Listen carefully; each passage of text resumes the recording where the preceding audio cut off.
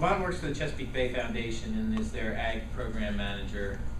And Lamont's worked in and around agriculture, both on the ground and from a policy standpoint, as well as at one point in his life driving a combine for a long time. So I think all I'll really say is if there's one person you want to go out and talk to a farmer and try to convince them to get on board with conservation, Lamont is right at the top of my list. I can't think of anybody who has a better knowledge of the entire landscape, who is more credible, who puts landowners at ease, talking to them, really does an outstanding job.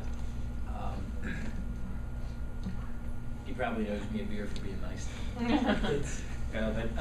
Nice so, change of pace. I'll get used to it. So I will turn it over to Lamont for his presentation, and then as sort of every other session, you know, the idea is to have a discussion, not just quiz Lamont, although we can certainly do that, but to really think through what are the opportunities, challenges, and hurdles in terms of ag restoration moving forward that we can tee up for continued discussion, continued problem solving for the William Penn Foundation and all of our groups as we move forward from this conference. So, Lamont. Thank you, Matt. Good afternoon, everyone. It's been a wonderful 2 days. I know this is the last session of many rapid fire intense discussions we've all been having. So we will keep it light and moving and hopefully cover some information that will be helpful to you all as you go back to work in your watershed, as I return back to the Chesapeake Bay watershed and keep up our work. I, as Matt said, have been working on Chesapeake Bay issues for quite a long time. In fact, later this week will mark sort of 25 years of my own working on agriculture and water quality and restoration in the Chesapeake Bay watershed. And so it's a pleasure for me to be here and try to share some insights I've gained, but also hear from you all as you certainly bring a lot to the table as well. Another reason why I'm kind of excited to be speaking to you here today, which is October 29th, is it is a kind of a significant day in the long trajectory of agricultural work regulatory work on agriculture within Pennsylvania, which has been at times a bumpy ride, and I think we are now at a place where we've got some pretty solid baseline regulations on which bring a level playing field to farmers across the board in Pennsylvania, regardless of size.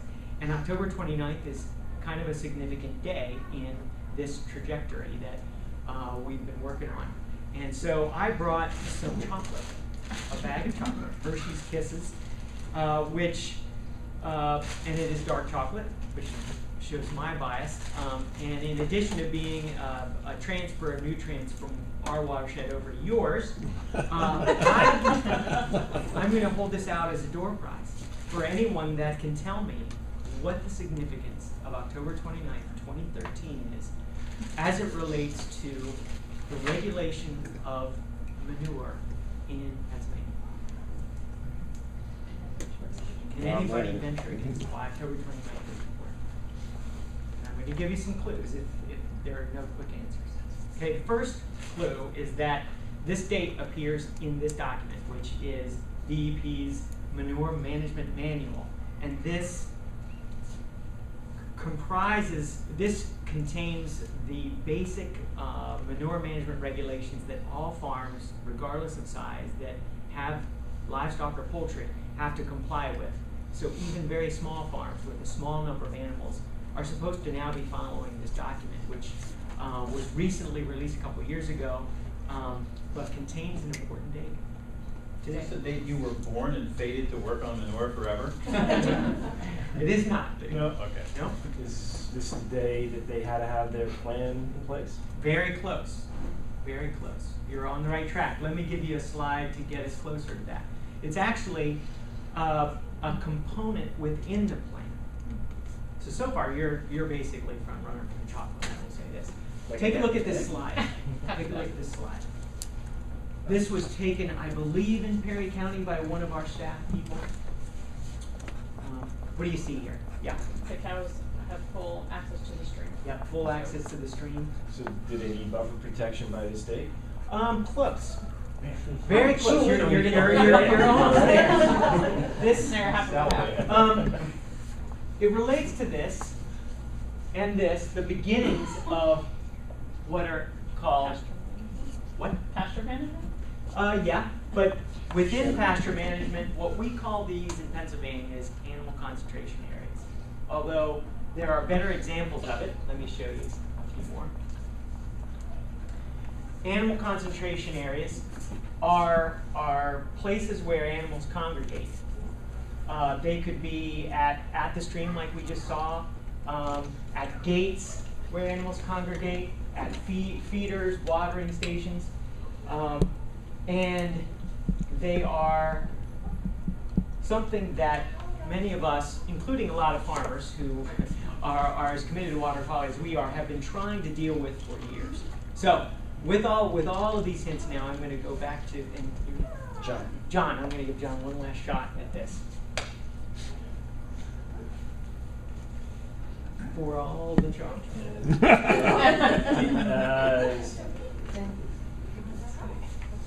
And you were very close with what you've already said. Just give it to him. Okay. Yeah, unless anyone else wants to take a crack at what October 29th represents. Okay, John, here you go. All right, October 29th I'll share it with is the day today that farmers across the state of Pennsylvania, including those in the Delaware Basin, are supposed to have a plan for dealing with these specific areas of their farm. If they've got animal concentration areas, today's the day that they are supposed to have a plan in place. And that's good news and bad news. Good news is we actually have now some regulations around this particular problem that some of us have been concerned about for many years. The bad news is none of you heard about it. Farmers don't really know about it. In my just narrow view of the world, this is a significant enough event that I wish there were billboards all up and down the turnpike saying, okay, farmers, today's the day.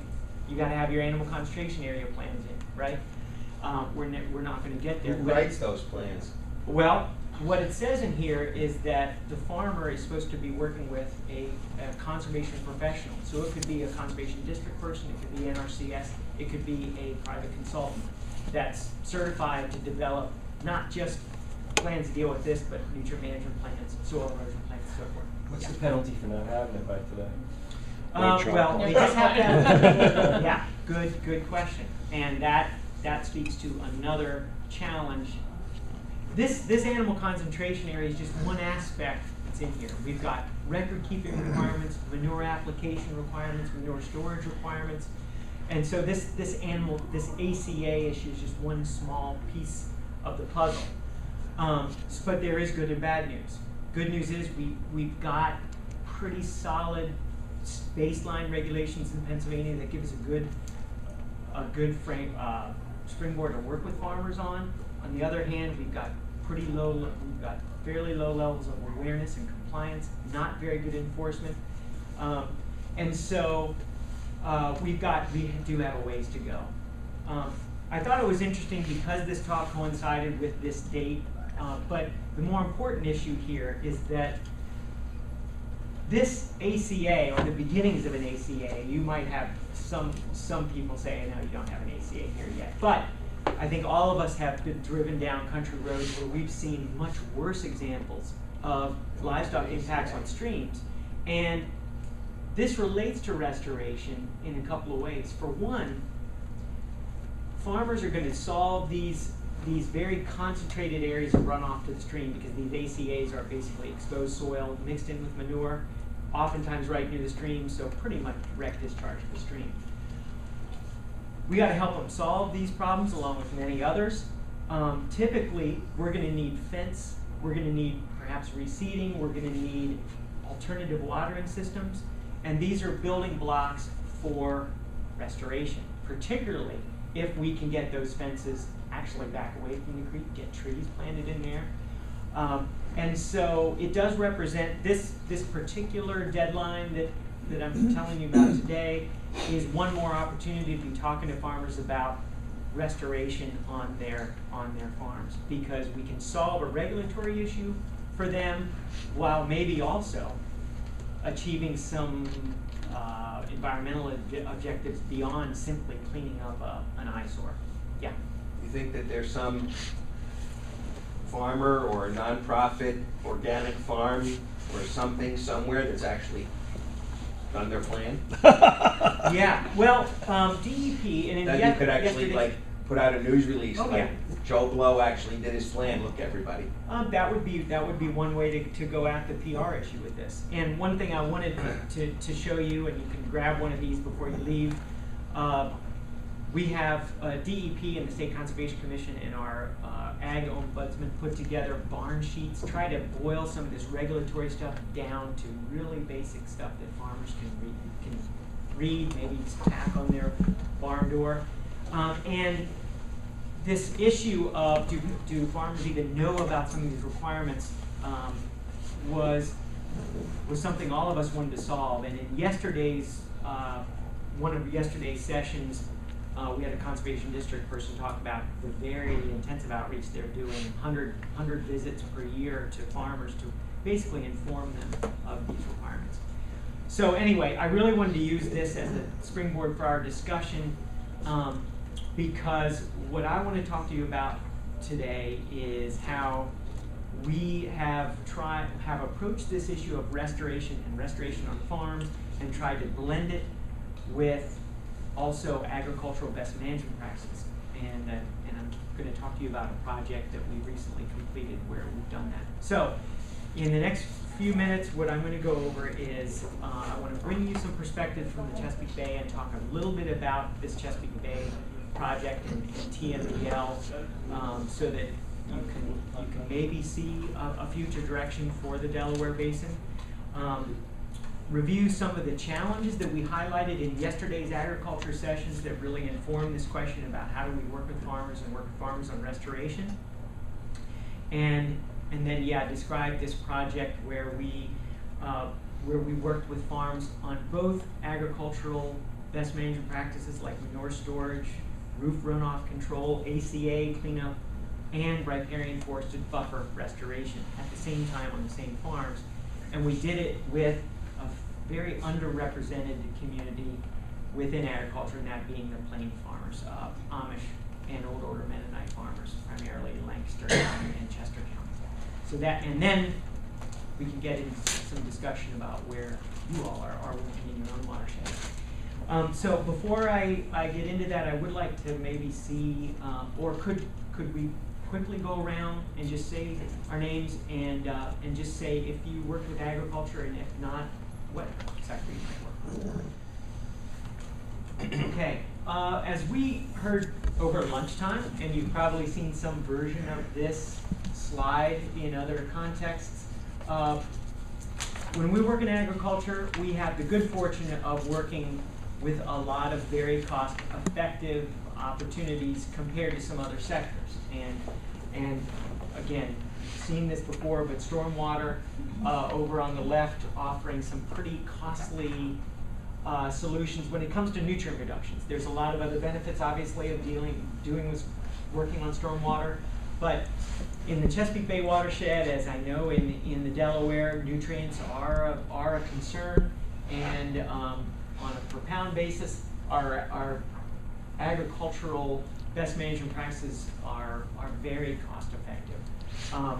Although there's a lot of things that make getting to these cost effective solutions a real challenge. And we talked a lot about those challenges yesterday in our sessions. And so what I did is I really tried to boil down as many of the topics that we discussed yesterday and grouped them into 5 different categories. First one being capacity. And I will say I don't have a lot of text-heavy slides here. I know it's late in the day, but just for starters, I wanted to go over some of the things that our groups came up with yesterday. But please don't worry, not a lot of text for the rest of the slideshow. But under capacity, okay, so in the context of these cost-effective best management practices, which means that when we're working on farms, we really are kind of working on in the sweet spot of bang for the buck. However, working with farmers and working with best management practices and restoration practices really come along with some real challenges, and here are some of them. Funding for best management practices, or BMPs, is always, or at least for some of the things we want to implement, the funding is not there to meet the needs of all the farmers that really want to work with us. Demand is high. Farmers want a lot of these practices. We don't have funding for it. Funding for technical assistance, the districts and the NRCS and private consultants. Funding is a problem for providing technical assistance. The Farm Bill is uncertain, along with tight state and local budgets.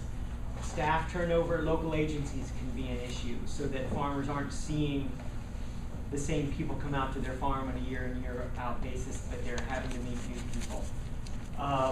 There's challenges in coordination among a lot of players working with farmers. We have agencies and groups that don't always approach this issue in the same way, and so maybe farmers are getting some mixed messages, or maybe programs aren't always working as streamlined as they could because we've got conflicting signals coming from agencies. And then a lot of these projects, while they are very cost effective, they're complex. And staff and farmers can get tired or confused or burn out. Another challenge is in the area of practices and technologies. Real question about whether if farmers comply with this baseline stuff, are we getting anywhere close to what we need for the stream and for our estuaries? Probably not. And we need to go beyond baseline compliance. What are the effectiveness of the BMPs, and they've got to be maintained for them to be effective, and who's really following up on that with the farmers with BMP maintenance? How are we tracking progress? With management, it's one thing to build structures or plant trees, but where we need the farmer to be doing some management on a year-to-year basis, is he or she doing that management? And if so, how well? It's hard to track. There are trade-offs. Some BMPs are really good for sediment, but not so great for nutrients, or for nitrogen, but not phosphorus. So there's a balancing act there. Monitoring and evaluation. Many of us that are on the ground working with farmers to get this stuff on the ground are also asked to really try to evaluate how effective our projects were in the stream. Well, that's next to impossible, particularly when there's such a short time and you don't have a lot of time as a staff person. And then we have other entities coming to the table saying, hey, we can actually provide society better and more cost-effective nutrient reductions than many of you who are working with restoration and traditional ag BMPs. And we've got legislation right now in Harrisburg that is promoting some solutions that we don't feel actually are very cost effective. But all that's to say, there's a limited pot and a lot of competition for funding, and I think we're increasingly going to need to show the value of the work that we're doing on the ground and with farmers, because a lot of other people are coming to the table. And that's probably a good thing. We need lots of free flow of ideas, we need a lot of innovation, but it will keep us on our toes, that's for sure. Another challenge is with compliance and enforcement. We've got good regs, we've got spotty enforcement, and we're still seeing too many of these unresolved problems out in the landscape that make farmers throw up their hands and say, well, why should I go to the next level if the guy down the lane isn't even taking care of the basics? It's dispiriting to some of us who want to show progress to the general public and to the farm community. We also heard about changing regulations and permits, throwing up barriers for really burning through lots of projects in a short time frame. And we talked a lot yesterday about preserve farms being a priority for action, but that there's uneven implementation of conservation plans across many of our preserve farms. Going quickly, but I just wanted to give you a Quick flavor. question Yes. about regs. I mean, I'm not familiar Yeah. with Pennsylvania. Would New Jersey have similar regs as the things you're talking about when you talk about regulations? Well, we tried to I get don't- into that a bit yesterday, and was that clear to you, Kristen? It sounded like they had more policies than regulations, I mean, in terms of. That's my Yeah. feeling. Right. Yeah, I think we may be in a bit better position in Pennsylvania on this. And both on the erosion control side, or conservation planning side, and manure management side, we've got good basic regulations that all farms are supposed to comply with. It's just a matter of getting everybody to comply. Yeah. Farmers as an audience, this is a challenge in that the farmers are busy, they've got a lot of demands, and water quality is quite often down the list compared to some of their other issues they're having to think about and make decisions about. We've got all kinds of farms with very, very different needs and management skills. We have a history, our conservation programs have a history of being largely farmer-driven, meaning that money flowed, conservation funds flowed to those farmers that volunteered on their own accord. So that farmers that called up the local conservation office, they are the ones that actually got service.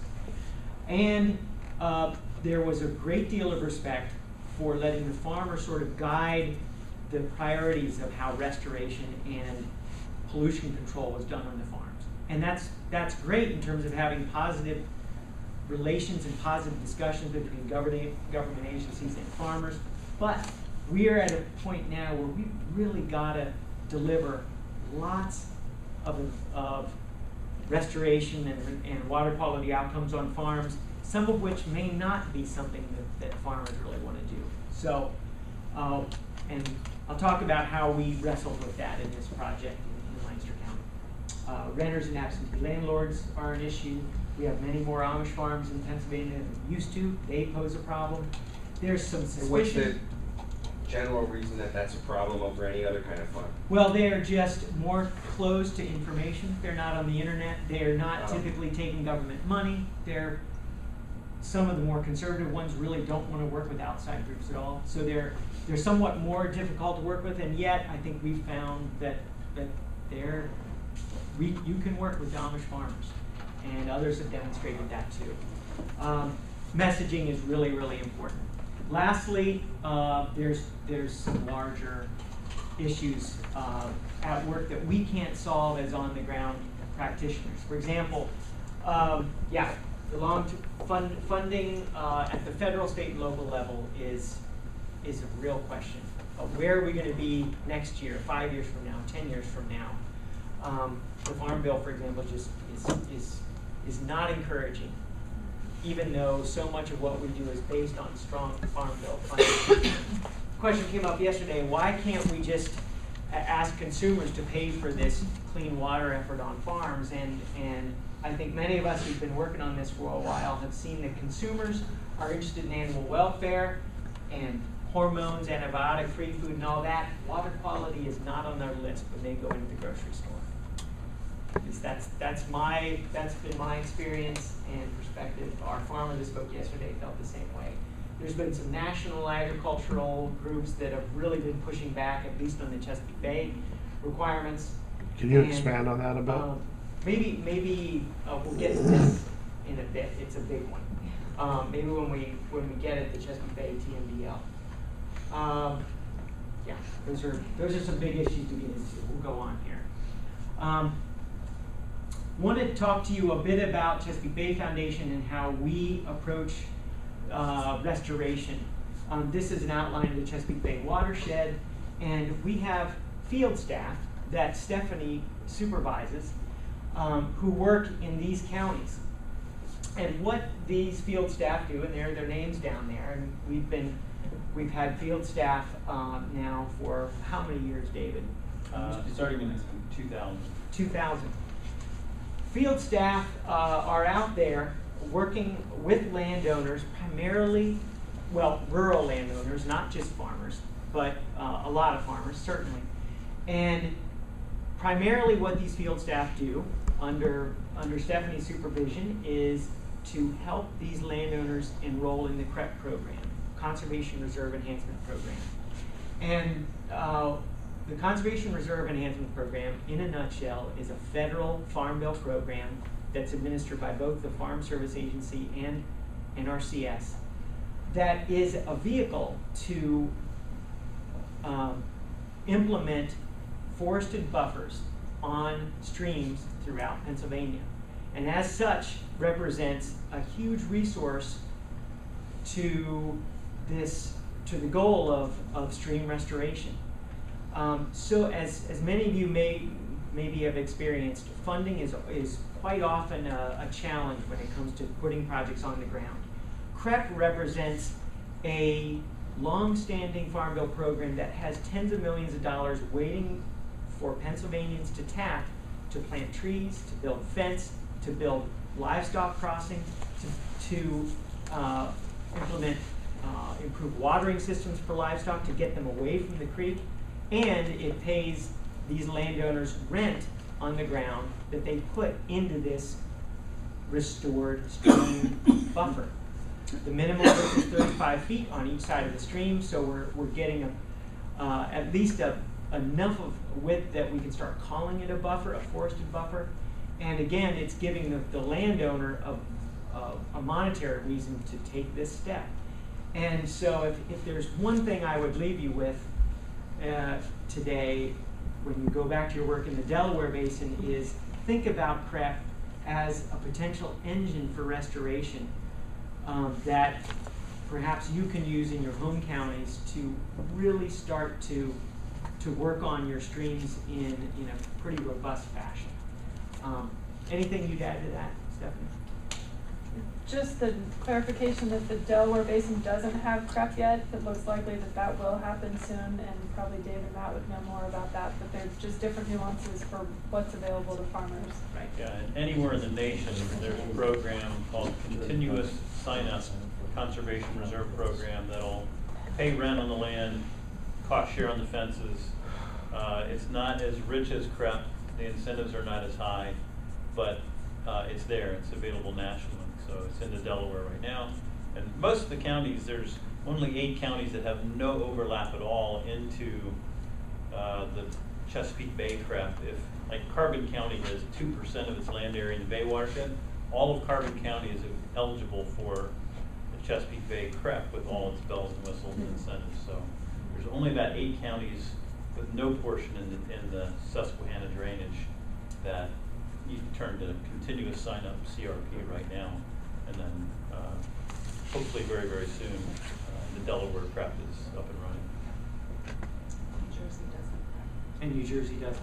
Yeah, but you can't sign up for it right now. Okay, right. We have that, and that brings us back to the farm bill problem. Because of the delay in reauthorizing the farm bill, certain farm bill programs have been put on hold, like CREP.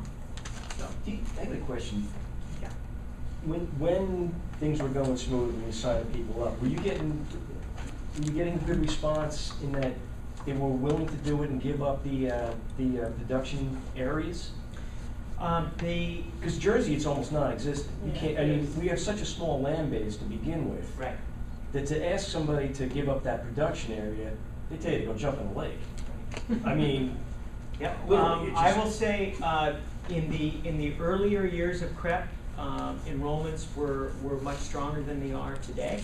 And one of the reasons why we worked up this concept that I'm going to talk to you about was to try to sort of reignite some interest in CREP, but also do it in an area much like New Jersey where land prices are high, demands for ag production ground are very high, and we were hearing from a lot of our colleagues that, you know what, CREP might work way up in these northern counties where land is cheap and farmers are willing to enroll 180 feet wide on either side, but we can't get it we can't get CREP down in places like Lancaster where farmers can't imagine giving up a 35-foot buffer on either side of their creek. Do you deal more with landowners, producers that actually own the land and are farming, or Yes. more of an, okay, because in Jersey it's the total opposite, where you have a landowner that doesn't own, that is not farming, and you have a rental farmer. Yeah. But it all comes down to farmland tax assessment. So if you can't make the money on CREP to make your assessment, again, they're not looking at it. Yeah. Understood. Okay. Yeah. So I was curious. But what does land value have to do with it? I mean, Well, what does it's whether or land not they value. sell their land have to do with? It's the CREP rental rate is based on the soils in your county. Oh, And if okay, you're not okay, getting I got it. a high enough rent compared to what you could rent your land out to a neighboring Got it. farmer, or It's that kind of value. and the land prices in Lancaster County, farmland is going for $15,000 an acre or higher. Wow. And so we have dairy farms that are trying to make a living on $1 million farms, where a 70-acre farm costs $1 million. And so coming to that farm and saying, can we have 2.5 acres for a stream buffer? We've got to have a very good offer. What are you seeing happening now that the 10-year contracts are up? Are they out people re-enrolling? Are they Good question. those buffers? And maybe Stephanie can come up afterwards and speak to that, because the issue of re-enrollment is very, very significant for the Chesapeake Bay issue. In fact, let's get to that. Let me just go over a few. These are some of our outcomes strictly with the acres of forested buffer we've established directly by working with landowners. You can see there's a lot of work that's gotten done, and yet the total CREP program, of which CBF is just one partner, has assisted many more landowners than this. Since its inception, CREP has planted about 25,000 acres of forested buffer in the Chesapeake Bay watershed.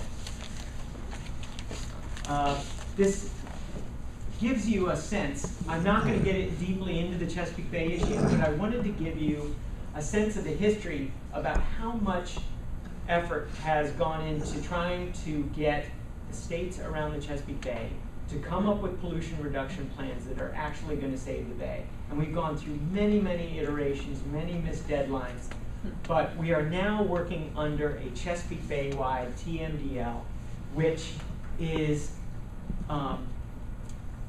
informing our work as we go out to farmers. We are now trying to bring Chesapeake Bay level of effort to every single farm we work with, versus trying to work with farmers on sort of an incremental change. And let me just put some numbers in front of you to give you a sense of this. This is what the Chesapeake Bay total maximum daily load is requiring of Pennsylvania between now and 2025. We've got to go, let's just take nitrogen here for a moment. We've got to go from a high in 1985 of 124 million pounds of nitrogen delivered by the Susquehanna River and the Potomac River down to the bay, down to a level of 78 million pounds of nitrogen per year in 2025. That's our goal for nitrogen. And we've got a goal for phosphorus and sediment as well. And for us to achieve this, Pennsylvania DEP has put together a watershed implementation plan that largely affects agriculture, sewage treatment plants, and urban and suburban stormwater. And for us to get to this goal, we've got to do massive amounts of agricultural best management practice implementation and restoration. And since we're talking about restoration, I'll talk about forested buffer establishment. As I mentioned, under CREP, we have about 25 million acres that have been planted within the Chesapeake Bay watershed. 25,000. I wish it was million. Sorry, 25,000 acres of forested buffer. And forested buffers are just one of many different practices that Pennsylvania communities and farms are going to have to do. To reach this goal, Pennsylvania DEP estimates that we've got to implement 170,000 acres of forested or forested buffer of at least 35 feet wide between now and 2025. A massive undertaking. Yeah. The goal for 2025, is that a goal based on, at that level, there will be no degradation of the bay, or that the bay will somehow be stable, or some? This is the amount of nitrogen, the amount of phosphorus, and the amount of sediment that, on the long term, if we're getting the Susquehanna River and the Potomac cleaned up to this level, Pennsylvania will have done its part to bring the Chesapeake Bay back to a level of health. In 2025, but we're not going to necessarily see a completely restored bay in 2025, but we will have, if we succeed, put in the practices and the policies in order to get to and keep Pennsylvania at these levels. And Maryland and Virginia have their own goals. And the science and the modeling around the bay suggests that if we get the nutrients and the sediment down to those levels, the bay is going to be sufficiently healthy. So those numbers are based on what modelers and other scientists and ecologists feel the bay can tolerate. Yes. Yep. It's not what the river would have been delivering in some sort of pristine state. Absolutely. It's not that. Very good point. Oh, Nope. I'm just the wondering. TMDL, and we're not going to get into the nuts and bolts of TMDL, but the TMDL is not what our rivers need to get to be pristine. They are what our rivers need to get to be sufficiently clean. To meet So water that quality to meet standards. water quality standards. Right. Okay. Yep. Let's look at Pennsylvania streams, though, that are feeding into the Delaware and the Chesapeake and down and in the Ohio basin. Because we've got our own water quality problems right here, and we have TMDLs right here. Out of the 86,000 miles of streams in Pennsylvania, DEP has assessed 19,006. Well, DEP has assessed most of the 86,000 miles of streams and found that 19,600 miles of those streams are impaired. So that these are streams that are not meeting water quality standards and standards for living resources. The key sources of pollution are agriculture, abandoned mine drainage, and urban and suburban runoff. The key pollutants are sediment, metals, and nutrients. There are other sources and other pollutants, but those are the big ones. And of those 19,600 miles, 7,200 miles of them have TMDLs, just like the Chesapeake Bay has a TMDL. So the reason I'm sharing this is that we have moved our own restoration and agricultural work toward a place where we really want to be working with farmers at a level that they are meeting the expectations of the Chesapeake Bay TMDL, and if they're in an agriculturally impaired stream, that they're meeting the expectations of, say, a local TMDL. And that's not an easy place to be, because we're needing to push farmers perhaps farther than what their comfort zone may be. But we want to clean up our local streams. We want to help Pennsylvania meet its Chesapeake Bay requirements, and you all want to see agriculture play a really, really prominent role in the restoration and protection of the Delaware Basin and its streams. So, I want to get in, for the last piece, I want to describe a project where we really tried to do this. We have a number of recent projects that we could be talking about. I want to focus on this one. Plain Farmer Initiative in Lancaster and Chester County, where we used what we're calling a buffer bonus program to work with Amish and Old Order Mennonite farmers. We did a similar project with that in Bradford County, northern tier, with I think quite good results. But I want to focus on this initiative here in Lancaster and Chester County. We could talk a lot about a recent Penn Best project that we worked on, but I don't think we have time for that. I'm already talking too quickly. Okay, oops. So, our Plain Farmer Initiative, which is something that originally I worked on with Dave and Matt when they were still at Chesapeake Bay Foundation, and in I will say that early support from the National Fish and Wildlife Foundation was instrumental in helping us get this thing off the ground. And thank you for your early support. We got support from many other funders in the end, but it was NIFWIF that really helped us get this thing off the ground. And in a nutshell, this project was to work with at least 50 farms in the Lancaster County and Chester County area, with dairy being a priority. We wanted to, work with these farms at a level that we feel like they were really achieving the vision of this Chesapeake Bay TMBL, so that these farmers, when they were done with us, they were pretty much done. They didn't have to have continually more people coming back to the farm and having them do more and more. We wanted these Amish farmers to understand that they could tap USDA conservation programs. Really, really important, because some of the work that needed to happen on these Amish farms are very expensive. And we needed to use Farm Bill programs to see that happen. Excuse me. Yes. Can I ask a basic question? Sorry, I'm sure a lot of people know this. So the dairy farmers are, part of the problem is manure, plus they're growing corn, and are they fertilizing that? Yeah. And then is it mostly dairy farms all the way north, or are they growing other things, soybean or whatever? We've got, Pennsylvania is a big dairy state. And so we've got dairy farms all over the state. We've got a real concentration in the southeast. And so the nutrient runoff from these farms would be a combination of manure and fertilizer, pastures that perhaps are not being managed properly, soil erosion from cropland that's carrying soil and nutrients from crop fields into streams. And so a dairy farm represents kind of a complicated mix of nutrient management challenges.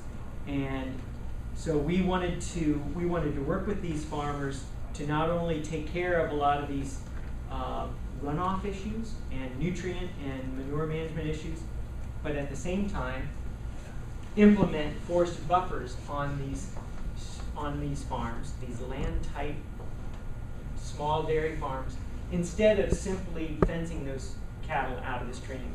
We wanted to actually create wider forest buffers on these dairy farms. We wanted to address runoff hotspots, and we wanted to get these farms the conservation plans and the manure management plans they needed to be in compliance. Yeah. So are you saying you tried to get as wide of a buffer as you could so that you wouldn't have to fence out your cattle, No. or you did both? We did both. Okay. We fenced the cattle out and tried to get as wide a buffer as we could, and in that space between the fence and the stream, we planted trees using the CREP program. Okay. Yeah. Through CREP, did you wind up getting a water source, or an alternative water source for the cows? Did you fence them out? Typically, we did not do a lot of alternative water source. What were they using then? They were at the stream crossing or at the barn. Okay. Yeah, or they had existing watering facilities. But I think it's a good point and something that we could maybe build into more of our projects in the future. Yeah. How did you identify and rank the hot spots? Well, quite often, by hot spots, we were in Lancaster County. You can see them from the road. They're typically near stream, animal concentration areas, and barnyards. We have a lot of old barns that were So built it's right on top eyeball of the stream. Mark 1 assessment? Yeah, and the barnyards in particular, the bare spots are pretty straightforward to deal with. Fencing with better cattle movement and management. The barnyards are tricky because these are 100-year-old barns that were built down on the stream, and they were almost built to shed waste directly into the stream. And now we've got to help these farmers deal with a pretty complicated technical problem. And I'll show you some pictures. Any other questions before we get to some before and afters? One more, sorry. Yep. So if there's a renter on the farm, he loses the land for, so who gets the revenue from? Good question. Because with CREP, we've got to be working with the landowner and ideally the operator if they're going to be maintaining this buffer.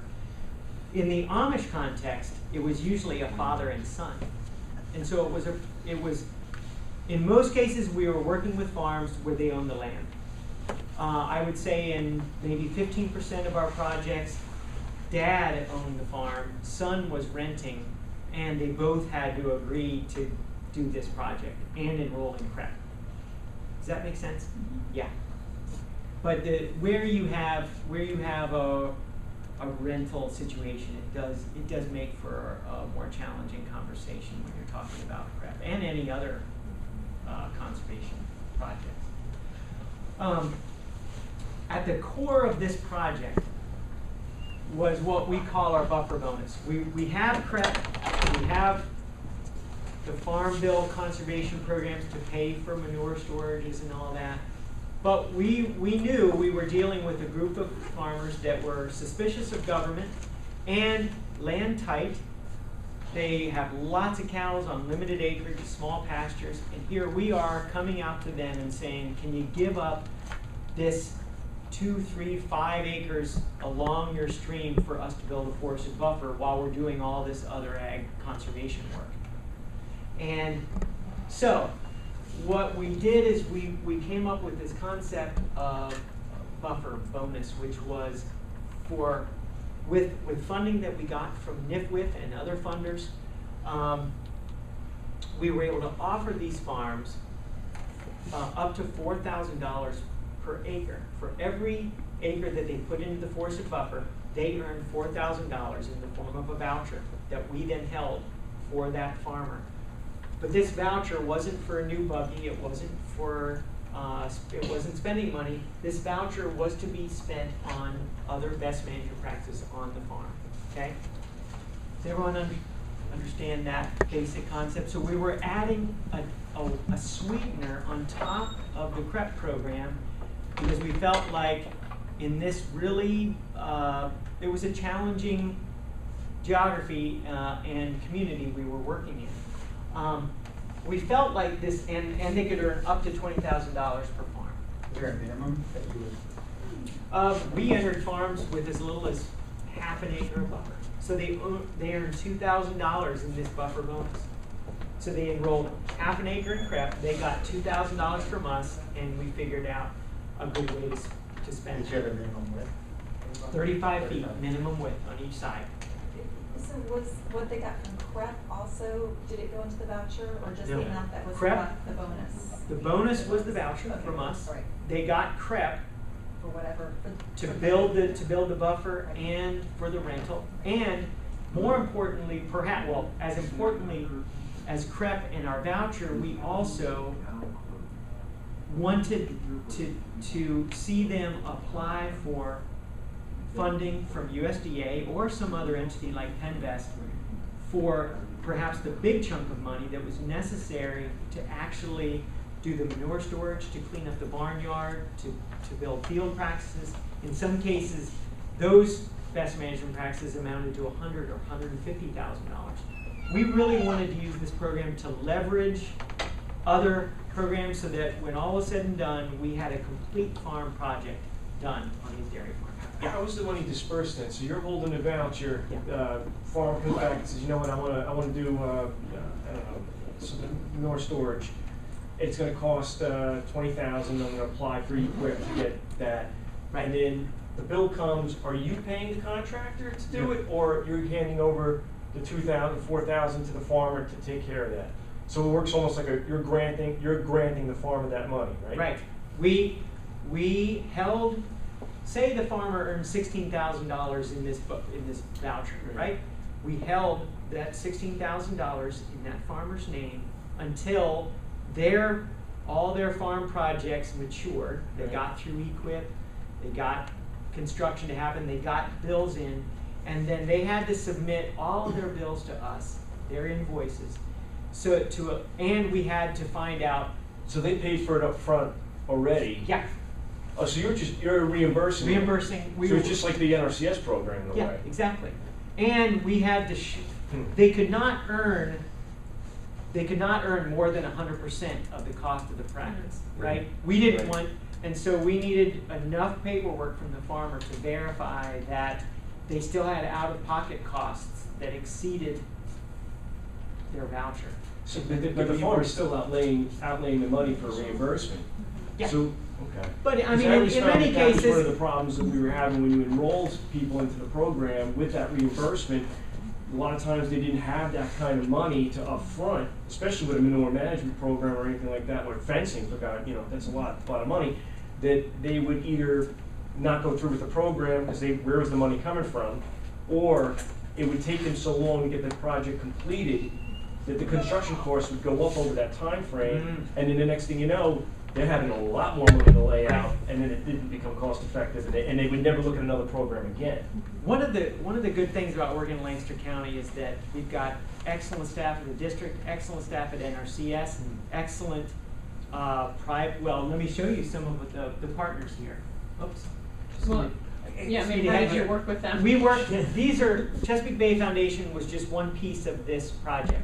We did secure the funding and we did a lot of the coordination, but we were relying on both the public and the private sector to do a lot of the planning, engineering, project management, and also outreach.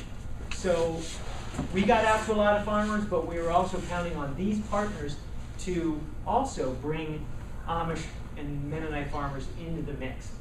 And I will say in Lancaster County, we've got a lot of contractors that are used to working with these programs, and we've got pretty responsive public and private sector folks. So we really tried to make these projects happen on a tight time frame so that farmers weren't sitting with a lot of out-of-pocket costs for months. So when you disperse the money back to the farmer as a reimbursement, do you make them sign like a 1099 or something? Because basically They get 1099. They do get a 1099, Yep. so they get taxed on that too. Yep, and that was, we were working with Amish farmers who had to be comfortable with trusting us, trusting a lot of these people, and also understanding that if they were going to farm in Lancaster County in 2013 with all this Chesapeake Bay stuff, they had to clean this stuff up. And if it was going to be too expensive to clean up on their own, they I guess decided they were willing to work with us.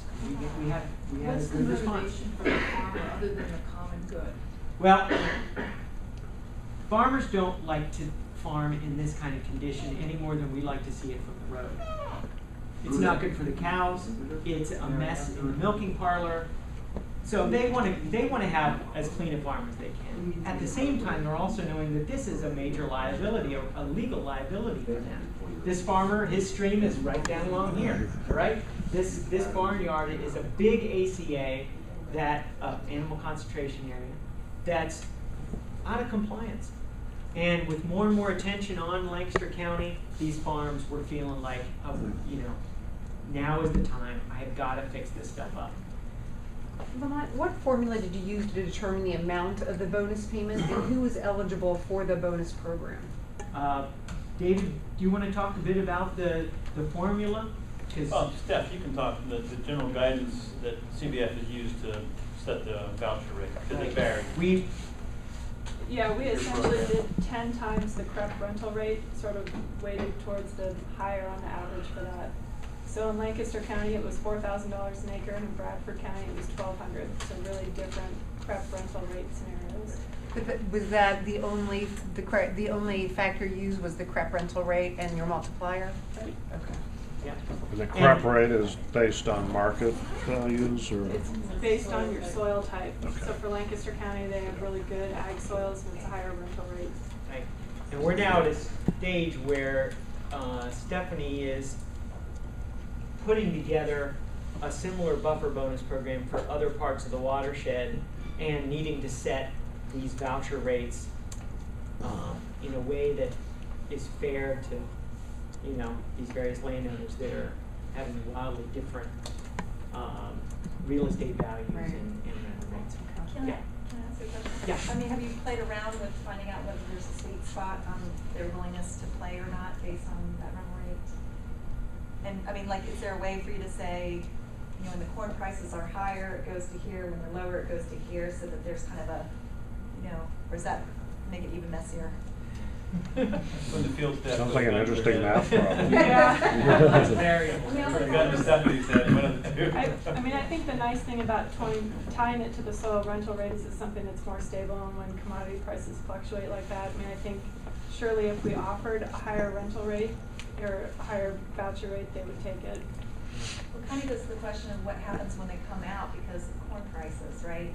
I mean, whether there's a way to have some sort of variable rate. Yeah, and I guess the one caveat I would give is for the majority of the projects that we use crop on, it's really looking at pasture land. We're not taking a lot of row crop out of production, so it's a little bit different than some of the other practices that the crop program will finance. So I think it's a little less likely when you give a farmer all the infrastructure. They have the fence, they have the crossings, the watering systems. When you set them up for that type of management change, I think they're less likely if they have an established forested buffer that they're gonna take it out. Are you seeing those forested buffers stay forested after the? That's a good question, and I don't think we have good results yet for the ones we're just seeing the 10-year contracts start to mature, and there are some that are coming out, and I don't think we have a good read yet on the ones that were pastures and maybe now have livestock access versus ones that are staying in. It's a good question.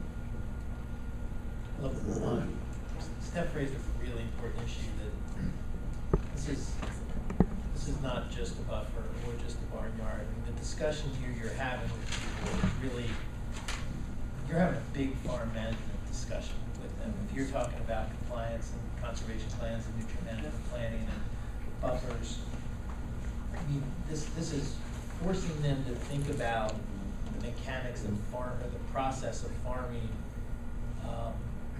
oftentimes for the first time in a long time, and so there's a real management discussion that goes beyond just conservation.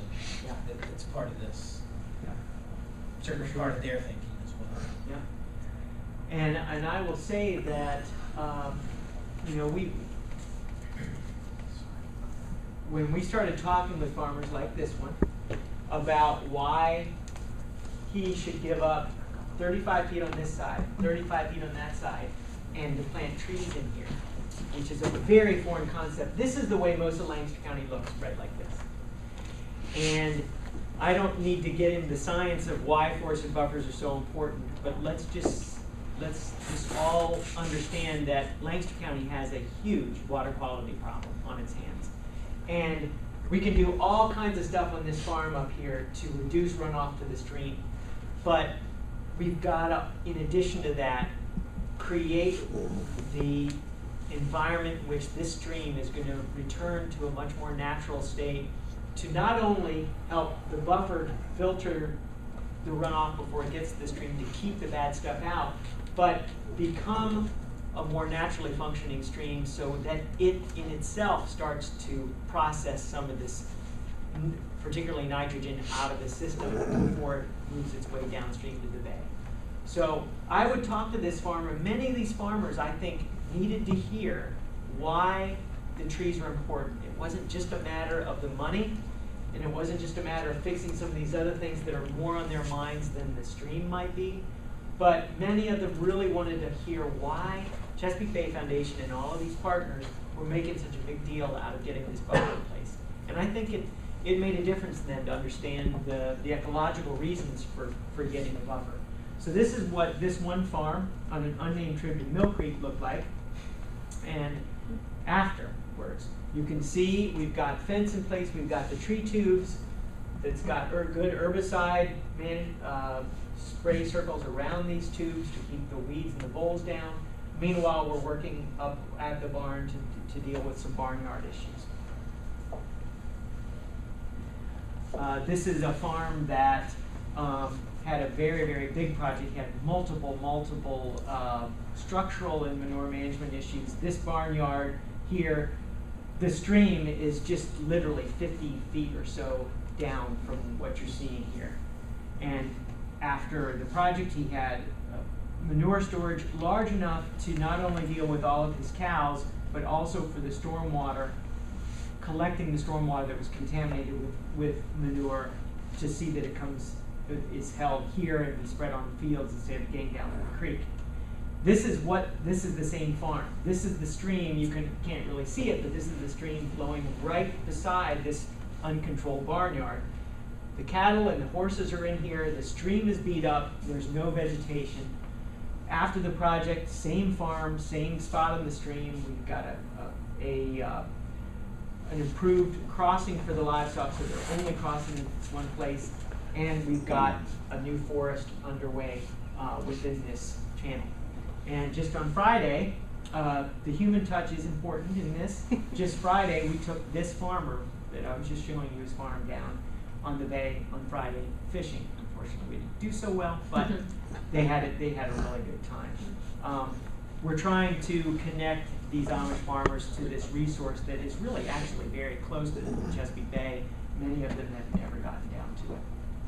Okay, here's another farm. This maybe shows even better the condition of a lot of these old barns that are right on top of the stream. I pointed out where the stream is in this picture.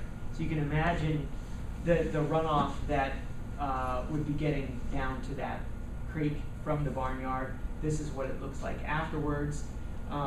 Again, we didn't move the barn, but we did. This is a fully designed barnyard or heavy use area protection that meets NRCS standards and specs, and all of the runoff from that barnyard goes to the manure storage, and we've got a forced buffer on that stream.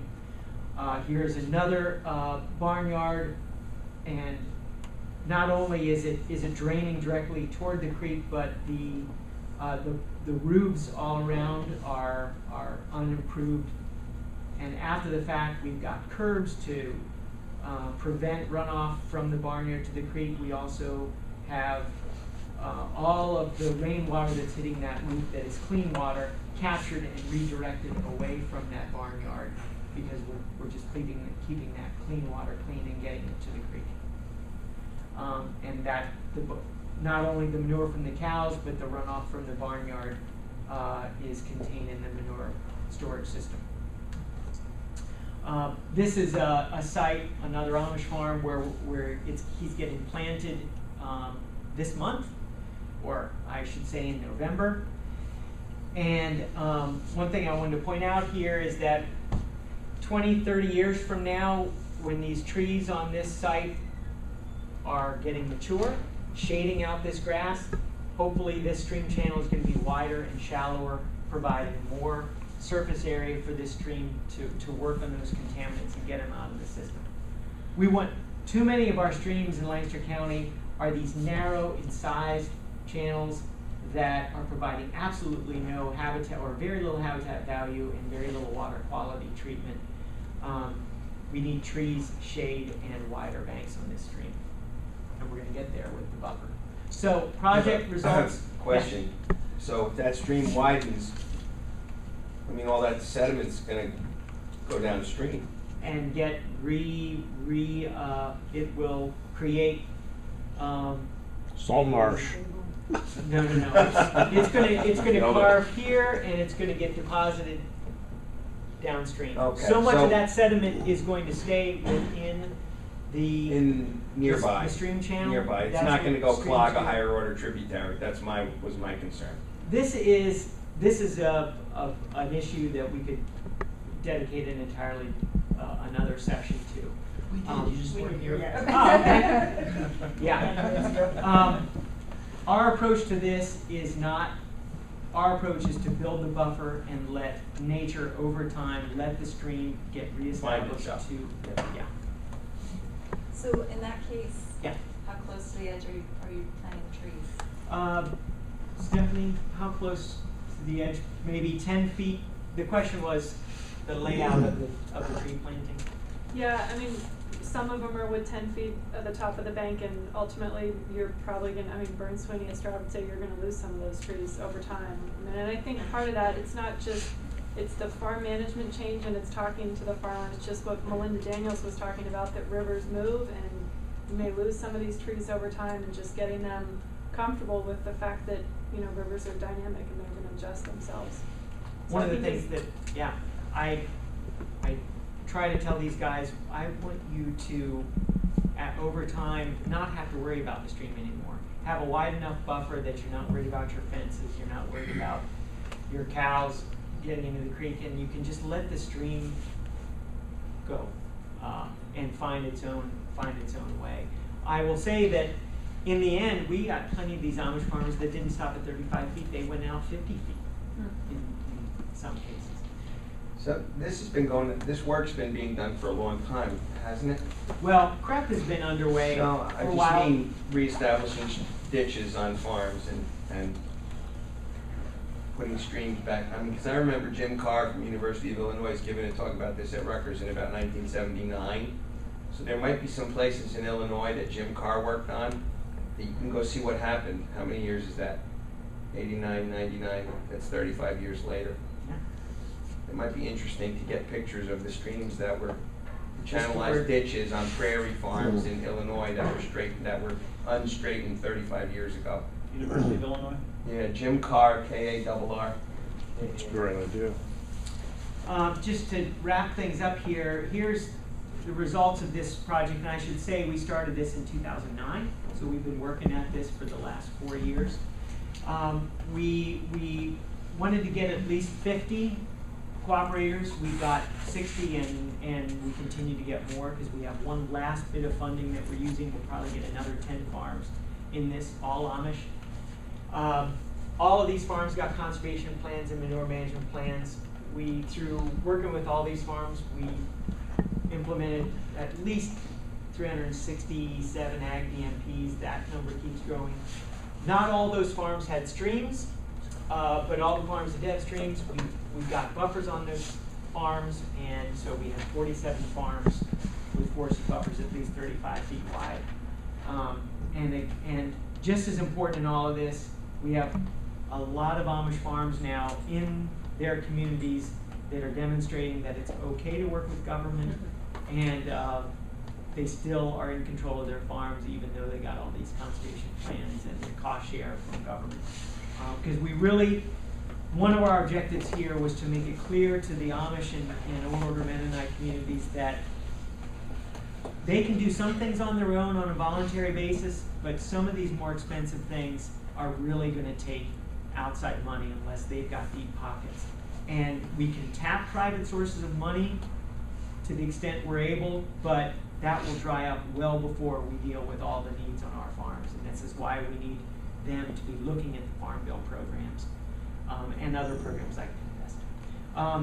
We had a fair amount of success with Amish farmers, much less success with Old Order Mennonite farmers. Do you know why that is?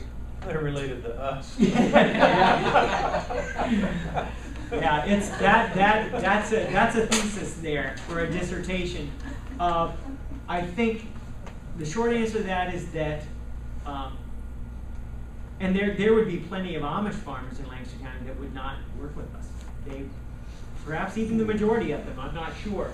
But I think our sense is that Old Order Mennonites perhaps have even a more, they would say, principled prohibition against working with government programs, perhaps a moral impulse that they feel is that really drives them to shy away from working with government, whereas there are plenty of Amish farmers out there that approach this a bit more pragmatically, and they have bishops in certain church districts that have come to peace with the idea that if their farmers are going to keep farming Lancaster County, they're going to look the other way or give their blessing. But I will say this, we initially thought maybe we needed to be getting out there talking with bishops to get their blessing to our program, and we learned pretty quickly, do not do that. Go straight to the farmer, let the farmer figure out whether or not they can participate, and let them work it out with the bishop. Because bishops are not very quick to give their blessing on things. They'll consider, and they may remain neutral, but they're not going to say yes. Go forth and work with all of my people. It just doesn't happen.